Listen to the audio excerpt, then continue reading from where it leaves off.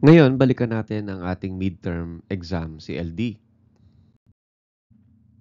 Ano ang solusyon? Maghanap ng ibang supply ng langis? I-fix ang presyo? At ang solusyon sa inflation, recession at kahirapan? Mas mataas sa taxes? Mas malaking utang? Bawasan ang paggastos ng gobyerno? Ipinapakita niyan yung tinatawag nating drifting goals archetype. Isa pang paulit-ulit na pattern na madalas natin nakikita sa iba't ibang sistema. Sa drifting goals archetype, inilalarawan nito ang isang system na may goal or layunin. Ngunit habang nahihirapan tayong maabot ito, tayo ay nahaharap sa dalawang option. Gumawa ng corrective action or ayusin ang ginagawa upang maabot pa rin ang goal, or babaan ang mismong goal para mawala ang agwat at magmukhang tagumpay kahit hindi talaga naisa sa katuparan ng original na layunin. So dyan makikita natin yung iba't ibang variable sa diagram. Goal, ito yung target na gusto maabot. Actual, ito yung kasalukuyang performance or reality. Gap, yung agwat sa pagitan ng goal at actual. Corrective action, mahakbang upang iangat ang actual at mapalapit sa goal. At pressure to lower goal. Ang puwersa o tukso na baguhin na lang ang target para mawala ang gap. So nagkikreate yan ng mga balancing loops. Kapag may agwat, gumagawa tayo ng corrective action upang maabot ang goal.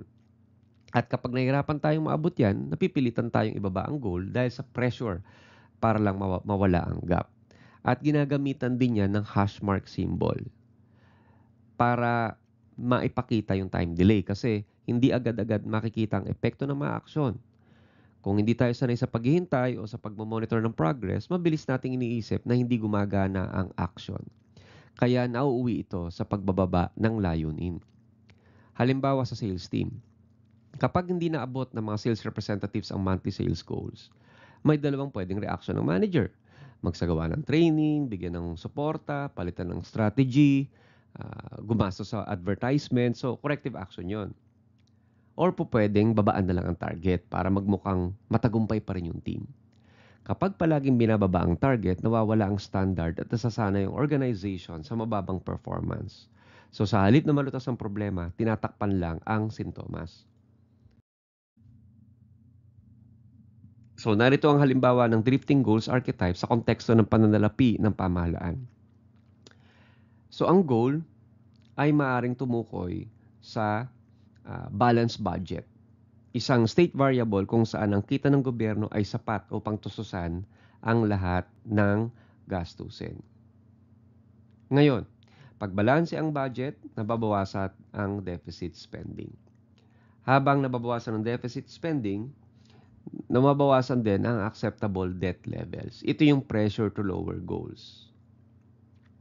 Isang limitasyon ng utang na itinuturing pang ligtas at kayang bayaran. Ngayon, nagre-result din yan sa foreign debt. Pag binaba mo yung acceptable debt levels, mas gaganahan kang umutang sa labas para mabalanse yung budget.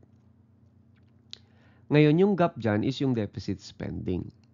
At yung deficit spending, ang pwede talagang corrective action dyan is taxation, taasan yung taxes para lumaki ang revenue ng government.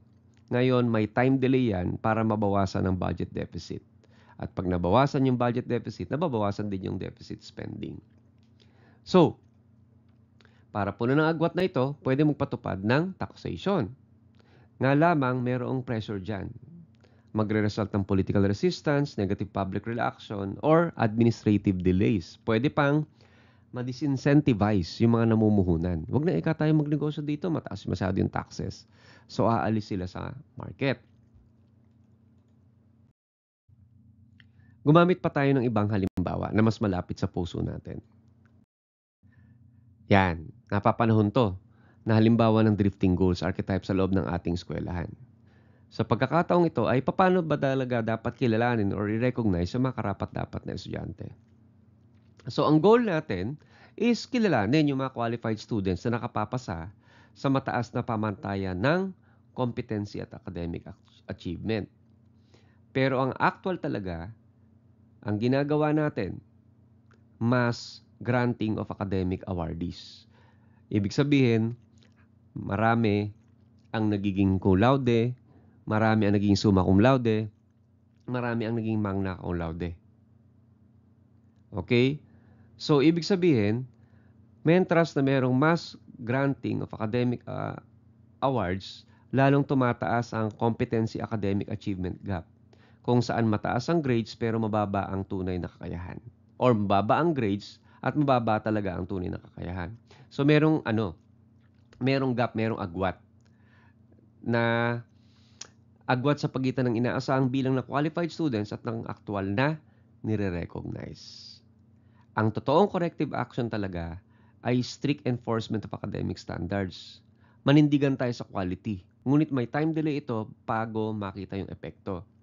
Siyempre, pag merong strict enforcement of academic standards, maliles yung pangailangan para sa mass granting of academic awards. Pero may time delay.